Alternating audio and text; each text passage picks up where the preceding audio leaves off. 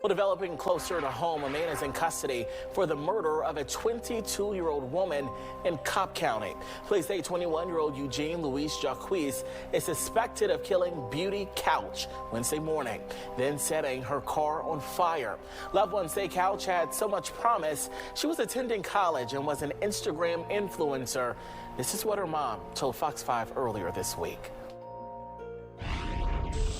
They hurt my baby so bad. My baby didn't deserve this. My baby was a good baby. She was a sweet girl. She never bothered nobody. She was a friend to everybody. Yeah, mother's pain right there. We're working to get Eugene Louis Jacques mugshot. Police say he was arrested in St. Tammany Parish, Louisiana. He's charged with murder, arson, and aggravated assault. He's waiting extradition to Cobb County. If you're planning the perfect murder, leaving your own parking ticket near the victim is probably the last mistake you'd expect to make. Yet that's exactly what investigators found. A young woman was discovered hidden in the woods just steps from her own neighborhood. Her car had been set on fire. Her body had been burned in an apparent attempt to destroy evidence. Whoever did this had clearly spent time trying to cover their tracks. Then detectives noticed something lying in the grass. It wasn't a weapon. It wasn't a phone. It wasn't even something valuable. It was a parking citation. Printed on it was a name that detectives would soon come to know very well.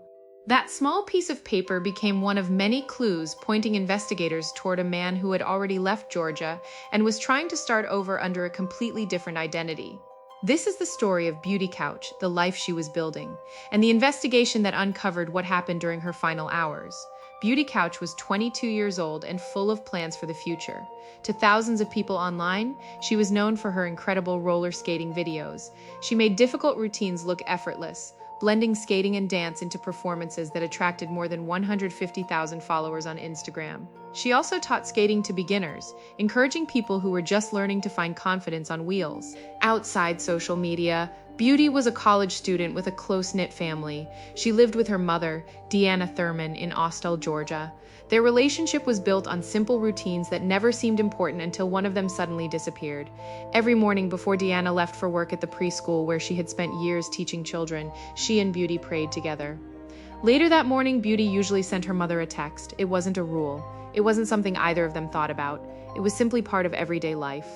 Friends described Beauty as someone who easily connected with people. She loved making others laugh, enjoyed helping those around her, and had a personality that naturally drew people in.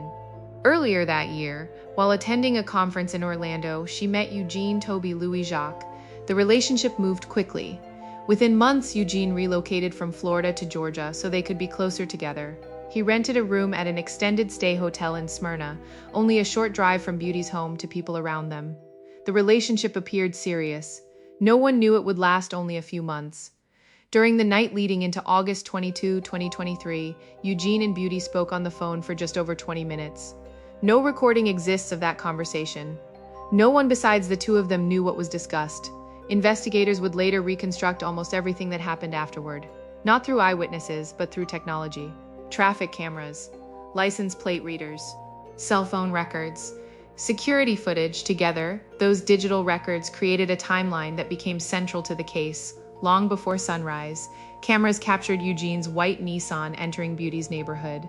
Instead of parking outside her home, his vehicle repeatedly circled nearby streets. Investigators later determined that, during part of those movements, the car's headlights were turned off. Eventually, the vehicle stopped behind Bethesda Baptist Church, located directly behind Beauty's neighborhood. From there, someone could reach the rear of her property on foot without parking in front of the house.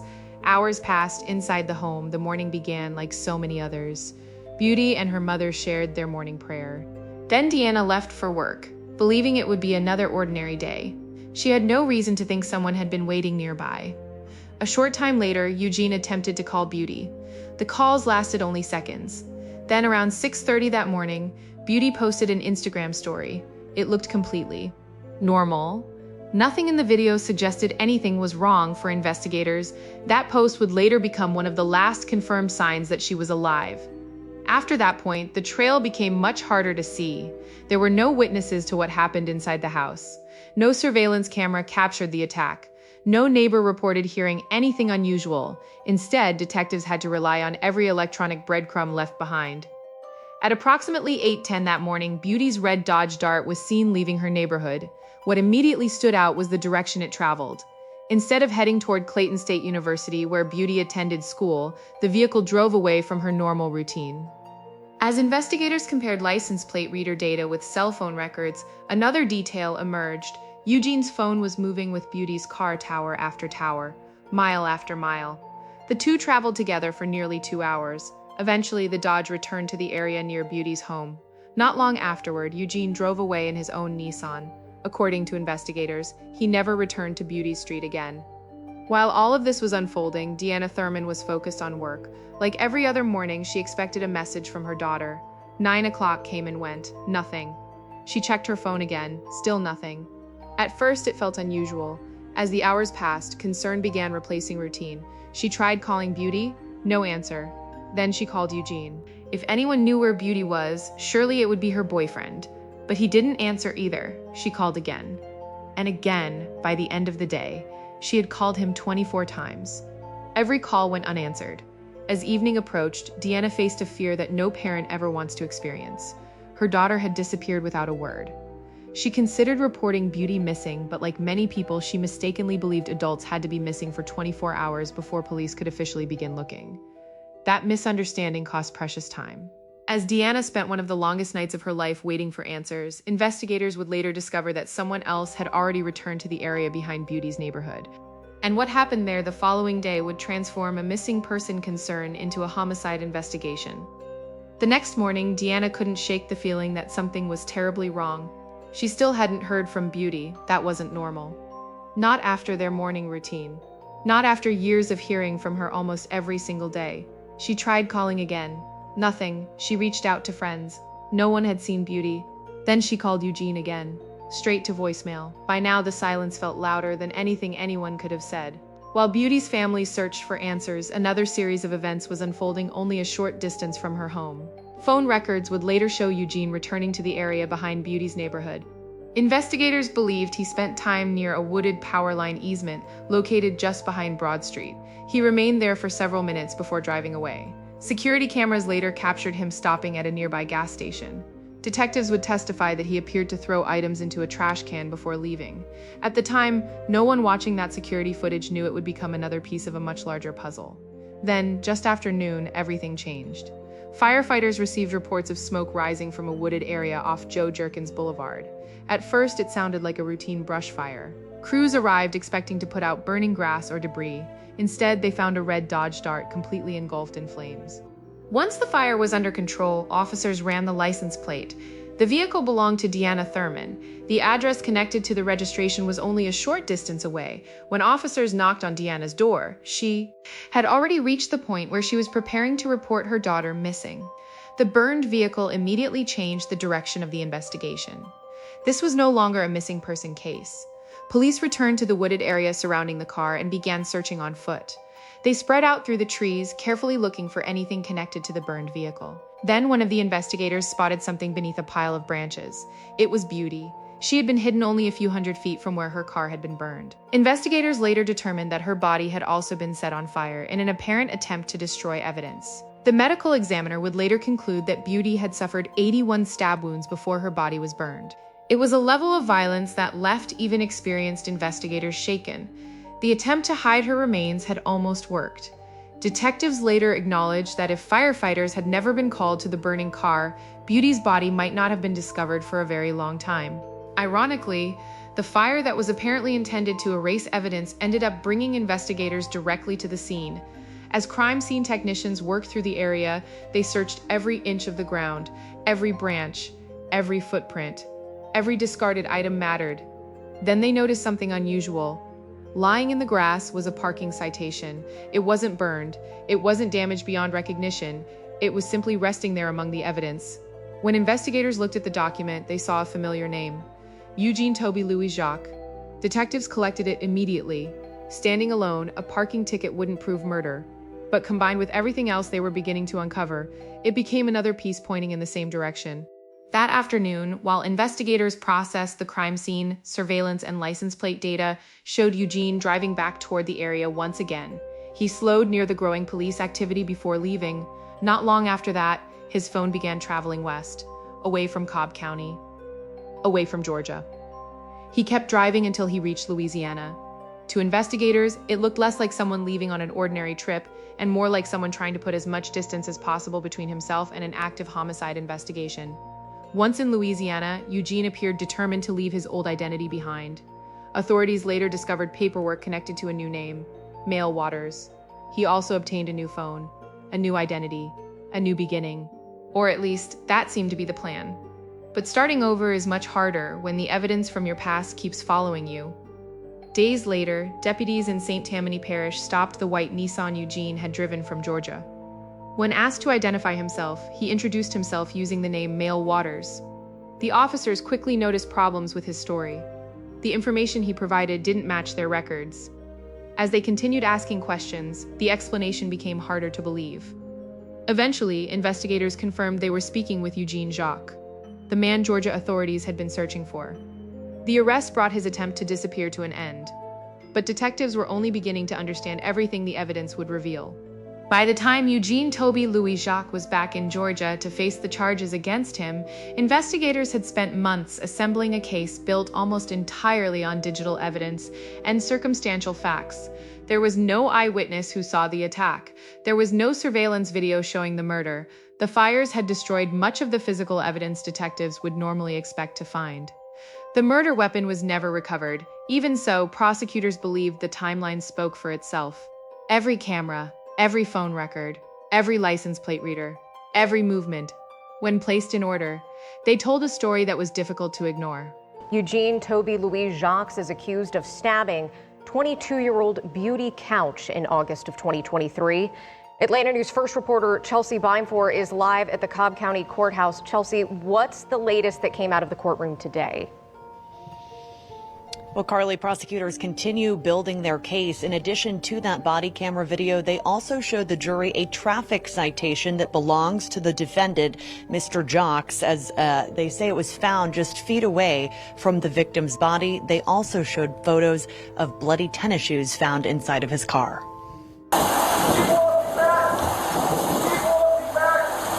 New body camera video played in court Thursday shows Eugene Jacques' arrest in Louisiana days after his girlfriend was found murdered in Cobb County. Police issued an arrest warrant for Jacques after finding 22-year-old influencer Beauty Couch burned and stabbed 81 times and her car set on fire in a wooded area of Austell. License plate readers tracked Jacques to the St. Tammany, Louisiana parish where he was pulled over and allegedly gave law enforcement a fake name. How do you spell your first name, man? M-Y-K. M-Y-K.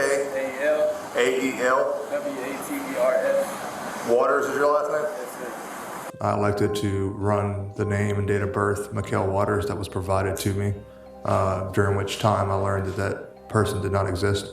After detectives determined the man was Jacques, they searched his car and say they found clothing, bedding, towels, scissors, and a map of Louisiana. They also allegedly found receipts with the name Mikhail Waters, who had purchased a Boost mobile phone and filled out a job application at a local Louisiana golf course in the days after Couch's death. Particular item of interest was a burned piece of paper. St. Tammany detective Katie Garby testified that she also found a burned piece of paper in Jacques' car and a pair of tennis shoes with drops of blood on the front and side. What appeared to be blood smears on the side of the shoe. And in the last 10 minutes, an investigator testified that after they ran tests on that blood found on the tennis shoes, they found that it did not belong to the victim, Beauty Couch, but it does belong to the defendant, Mr. Jacques. Now, his defense attorney says his client is targeted here as the sole suspect because he is the victim's boyfriend. He's facing several charges, including murder, arson, and aggravated assault. Reporting live from the Cobb County Superior Courthouse, Chelsea Beinfor, Atlanta News First. Jurors heard how Eugene's vehicle was captured circling Beauty's neighborhood before sunrise. They learned that he parked behind a church instead of pulling up to her home. They saw records showing his phone traveling alongside Beauty's car for miles after investigators believed she had already been killed.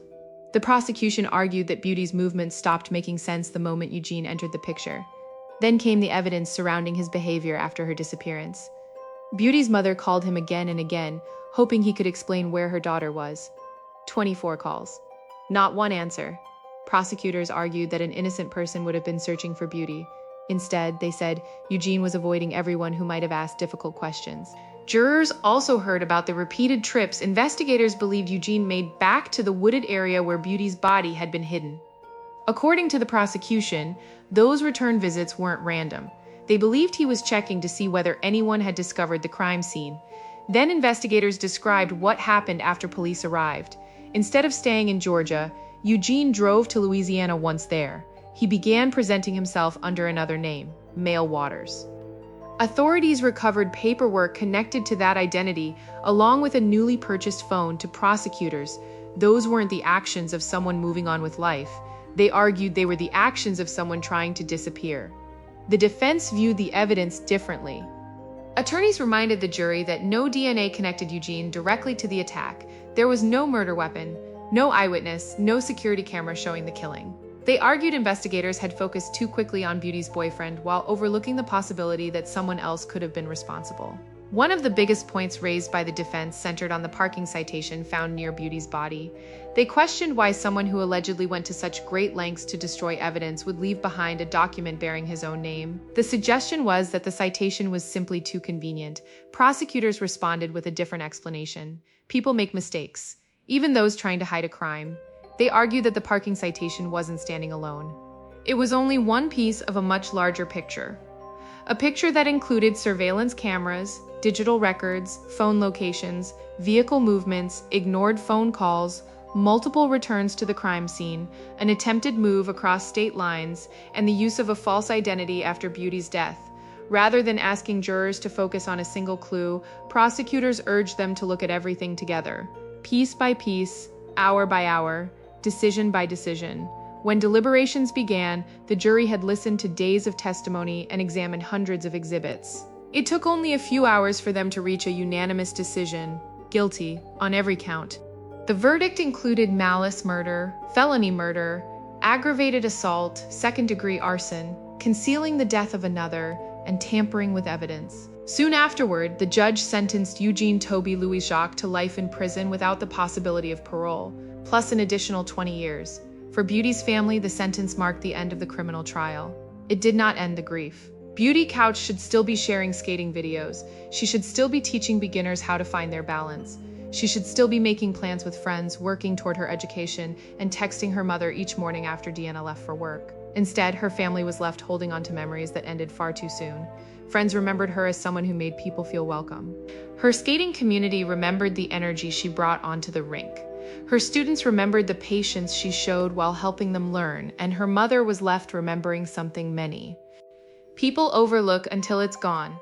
The comfort of an ordinary morning, a prayer before work, a simple text message, a daughter coming home at the end of the day. This case also became a reminder that investigations don't always depend on one dramatic piece of evidence. Sometimes the truth is uncovered through dozens of ordinary details that, on their own, don't seem important. A camera on a nearby road, a phone connecting to one tower after another, a vehicle appearing where it shouldn't, a document dropped at the wrong place. Each clue told only part of the story. Together, they helped investigators reconstruct Beauty's final hours and hold the person responsible accountable. No sentence can return the future that was taken from her. But Beauty's story continues to be remembered, not only because of the crime that ended her life, but because of the life she lived before it. She was a daughter, a friend, a college student, a talented skater who inspired thousands of people she would never meet. And long after the courtroom emptied and the headlines faded, that is how she deserves to be remembered. Thank you for watching Fable of Crime. If you found this documentary meaningful, consider subscribing for more carefully researched true crime stories that focus on the victims, the evidence, and the pursuit of justice.